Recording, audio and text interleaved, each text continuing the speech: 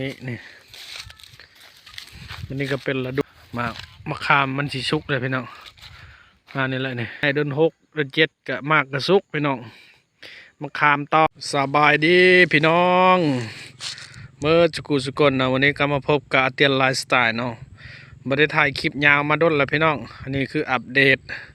หลังจากที่เกี่ยวข้าวเกี่ยวน้ำแล้วพี่น้องบรรยากาศอยู่ให้อยู่หน้ากับประมาณนี้เด้อพี่น้องเด้อนี่ก็เดือน12แล้วพี่น้องบริอัปเดตมาด้นละเบิ้ง15พี่น้องเลาะหอมๆเนาะนี่บรรยากาศประมาณนี้นี่เบิ้งยามแรงกับผูกงัวผูกควายพี่น้องเกลือเป็ดเกลือไก่ตะเว้นกับสิตกดินแล้วพี่น้องป้าทุมันนี่เด้อพี่น้องเด้อนี่อันนี้ก็เป็นฤดูหนาวเลยพี่น้องเข้าสู่ฤดูหนาวคือฤดูแรงนะนี่ต้นมะขามมะขามพี่น้องเนี่ยเห็นปะ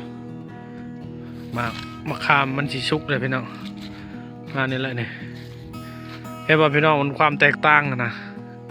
ตอนมันมีข้าวอยู่ในหน้าเนี่ยเขียวพี่น้อง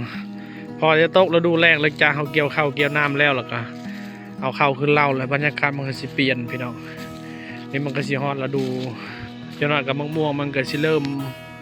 นั่นแหละเริ่มดอกเริ่ม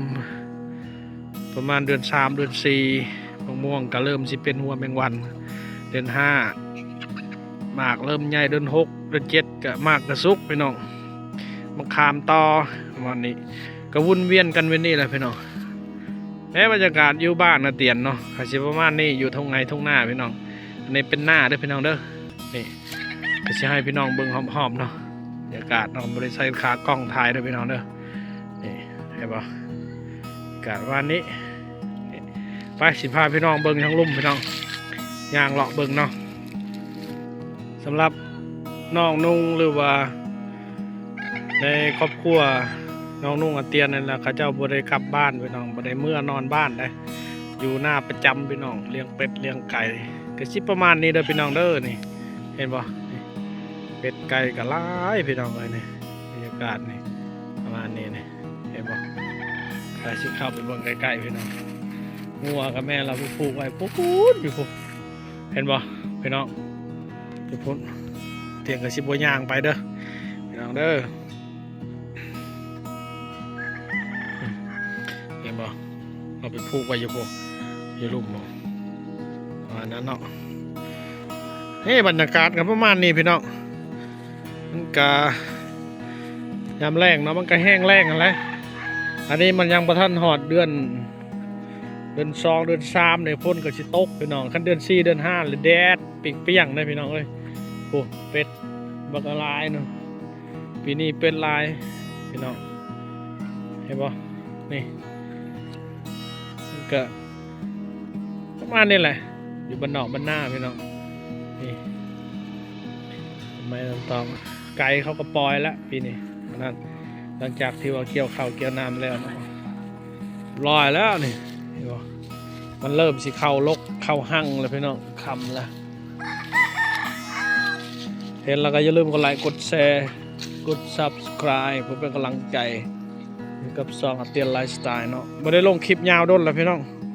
เกือบปิดทิศว่ามัน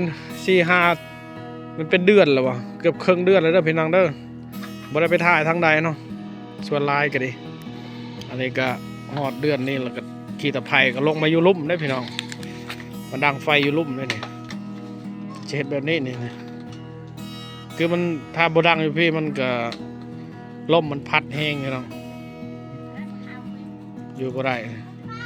นั่นแหละอยู่ไฮอยู่หน้าพี่น้องชีวิตอยู่บนนอกบนหน้ามันต้องมีอะไรมากมายพี่น้องคือใช้ชีวิตแบบไลฟ์สไตล์เลยพี่น้องนี่เห็นบ่บรรยากาศอยากพ่อคนกวดพลเมืองก็ยังไปพ่ออีกเด้อพี่น้องเด้อบรรยากาศเด้ออันนี้ส่วนพี่น้องเห็นป่ะนี่มันยังเคี้ยวอยู่พี่น้องเลยนี่อันน่ะไม้บงเลยพี่น้องเอามาปลูกปีเดียวได้เลยนะบ่ฮอดปีอยู่นะประมาณ3-4 เดือนเลยนะเป็นแล้วพี่น้องนี่เกิดนอนแล้ว ปลูกบางเดือน6เดือน7นะเดือน6วันนี้เอาบรรยากาศอยู่บ้านนอกบ้านนามาฝากพี่น้องอย่าลืมกดไลค์กดแชร์กด Subscribe เด้อเพื่อเป็นกำลังใจเนาะสำหรับคลิปนี้ก็ขอฝากไว้เพียงเท่านี้ก่อนขอลาไปก่อนบ๊ายบายพี่น้อง